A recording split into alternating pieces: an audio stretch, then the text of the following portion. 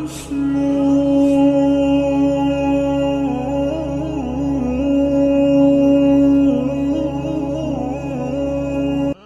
ارأیتکم ان اتاکم عذاب اللہ، اے نبی ان سے فرماؤ بھلا بتاؤ تو اگر تم پر عذاب آ جائے اللہ کی طرف سے، او اتتکم الساعہ یا قیامت اچانک قائم ہو جائے، اغیر اللہ تدعون کیا اللہ کے سوا کسی اور کو پکارو گے؟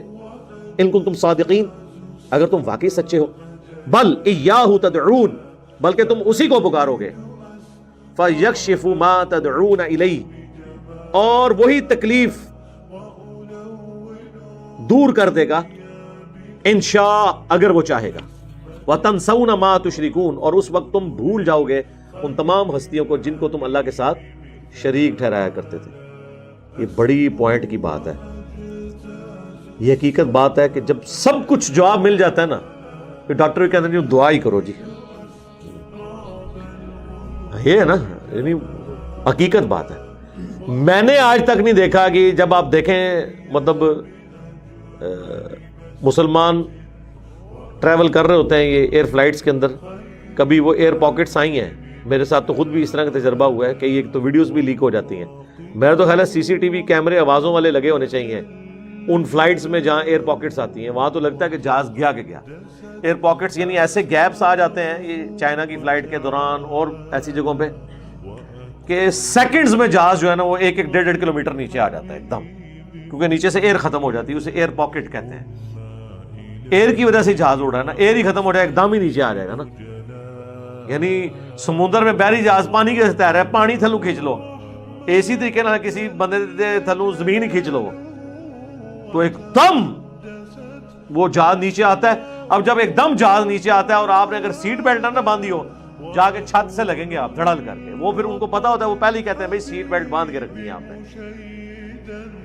وہ ایسے ایسے دل ڈھول رہا ہوتا ہے، ایسے ایسے ہر چیز جو ہے وہ بندہ کہتا ہے جہاز، اور پھر جب طوفان آتا ہے نا تو وہ اس کے جہاز کے جو پر ہے نا وہ اتنی تیزی سے پھڑپڑاتے ہیں، ظاہر ایک تنکا ہے نا جی ہوا کے اندر، تو اتنی بڑی انوائرمنٹ میں ایک مجھے بتائیں جہاز کیا ہے، اور جب تیز آندھی چلے اور اتنے بڑے اس کے پر ہیں وہ اتنی زور سے پھڑپڑاتے ہیں لگتا ہے کہ ابھی ٹوٹ گئے۔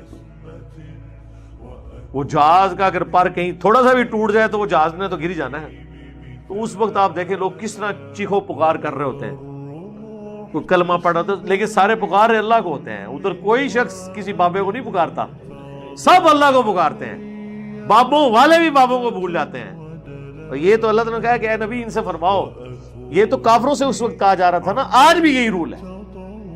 اس کانٹیکس میں وہ حدیث سنن نسائی کے اندر موجود ہے جو اکرمہ ابن ابی جہل کے ایمان لانے کا واقعہ ہے کہ فتح مکہ کے موقع پر حضور نے 4 بندوں کے بارے میں کہا تھا کہ یہ غلاف کعبہ میں بھی چھپے ہو، ان کو قتل کر دینا ہے، ان کا جرم اس بڑے لیول کا ہے۔ ان میں سے ایک اکرمہ بن ابی جہل تھے، ابو جہل کے بیٹے۔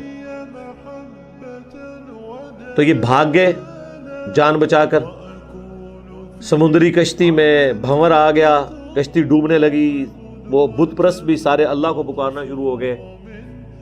تو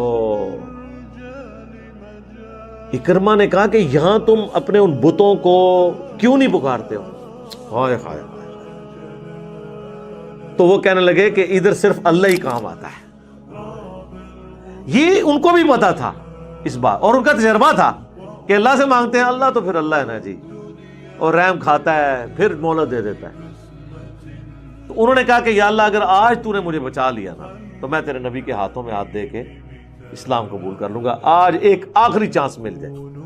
بس اللہ نے دے دیا، قسمت میں ہدایت لکھی ہوئی تھی، کشتی بچ گئی، واپس آئے چھپتے چھپاتے، کیونکہ یہ بھی خطرہ تھا مارے نہ جائیں، حضور کے پاس پیش ہوئے۔ اب دیکھیں نبی علیہ السلام نے قتل کا فتویٰ جاری کیا ہوا ہے، شفقت یہ ہے، ٹھیک ہے جی۔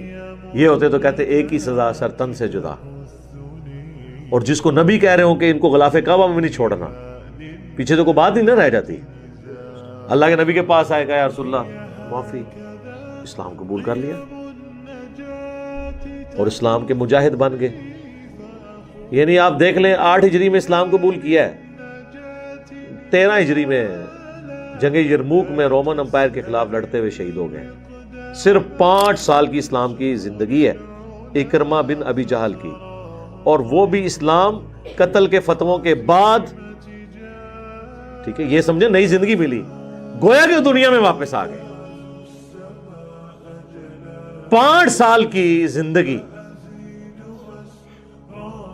ایمان کی حالت میں ملی.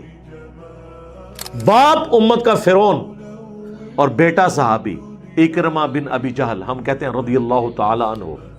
کیا بات ہے, ابو جہل کا نام بھی بولا جا رہا ہے آج تک ساتھ, اکرمہ نہیں بولا جاتا. صرف اکرمہ بولا جائے نا تو اس سے مراد ابن عباس کا شاگرد ہوتا ہے جو بخاری مسلم کا راوی ہے. ان کا نام ہمیشہ بولا جاتا ہے اکرمہ بن ابی جہل. ٹھیک ہے, تو میں جب بھی اس طرح کی قرآن میں آیات پڑھتا ہوں نا تو حضرت اکرمہ کا خیال آ جاتا ہے ذہن میں. تو تم اسی کو پکارو گے اور جتنی ہستیاں جن کے بارے میں تم گمان کرتے تھے ان کو بھول جاؤ گے. اللہ ہی مدد فرمانے والا ہے. یہ دیکھ لیں جی, یہ اللہ نے انسان کی نیچر میں چیز رکھی ہے. یہ بابوں کا آپ لوگوں کو پڑھا رہے ہوتے ہیں نا, جو ایک چھوٹا بچہ ہے نا کسی بھی فرقے کا, اس پہ جب بھی کوئی مشکل آئے گی نا, اگر مسلمان کے گھر وہ بچہ پیدا ہوا ہے تو وہ اللہ ہی کو پکارتا ہے, جب تک کہ آپ اس کو یہ بتا نہ دیں کہ ٹیکا لگن لگے تو یا شیخ عبدالقادر جیلانی پڑھ, وہ تکیے نا ویڈیو, وہ بچے نے پڑھایا ہوا ہے. ادروائز بچے تو سیدھے سے سوال کر لیتے ہیں نا. آپ جن بزرگوں کے بارے میں بڑے بڑے کلیم احترام کیے ہوئے ہیں تو بچے تو سیدھے سے سوال ان کے بارے میں کر لیں گے. آپ لوگوں نے کبھی سوچا بھی نہیں ہوگا کہ آپ سے کوئی ایسا پوچھ سکتا ہے. میں آپ کو اپنا بتاتا ہوں, ہم اسلام آباد میں جب گھر بنوا رہے تھے نا تو ہم نے جو مستری لگایا تھا نا وہ کرسچن تھا, پروٹیسٹنٹ کرسچنز جو ہے نا وہ بدعت اور اس طرح چیزوں میں نہیں پڑتے. بت وغیرہ یہ جو آپ کو عیسیٰ علیہ السلام کا بت اور مریم سلام اللہ علیہا کا بت ملتا ہے نا, یہ سب کچھ کیتھولک کے اندر ہے. وہ پروٹیسٹنٹ, ان کو وابی کہتے ہیں, عیسائی اپنے اندر وابی کہتے ہیں پروٹیسٹنٹس کو. حالانکہ ان کا شرک بھی بہت ہو رہی ہے, وہ حضرت عیسیٰ کو خدا مانتے ہیں ڈائریکٹ, وہ کہتے ہیں یہ 2 in 1 ہے. لیکن عیسیٰ علیہ السلام کا بت نہیں بناتے, کوئی شبیہ نہیں, کوئی اس طرح کا معاملہ نہیں. تو وہ ہمارا جو مستری تھا نا, وہ جب ہم ریورٹ ہوئے تو کہنے لگا سر جی میں تو پہلے بھی سوچتا تھا کہ پڑھے لکھے بندے نے یہ جناب اتنے آندے تے جا کے بازار کو بابا مرے ہے جتنے وہ جدے کو جانے تھے. خیر ہم بھی سجدہ کرنے تو نہیں جاتے تھے, لیکن وہ کہتا تھا کہ کیا کسی کو کیا دے سکتے ہیں. تو آپ دیکھیں بعض اوقات کسی کرسچن کو, کسی عام بندے کو ایسی بات سمجھ ہوتی ہے جو ایک پڑھے لکھے بندے کو بزرگان دین کی پھیلائی ہوئی بے برکتیوں کی وجہ سے نہیں سمجھ آ رہی ہوتی. اس لیے تو میں ان بابیاں نے مگر ہویا, کیونکہ انہوں نے من ڈبوڑ لگے سن.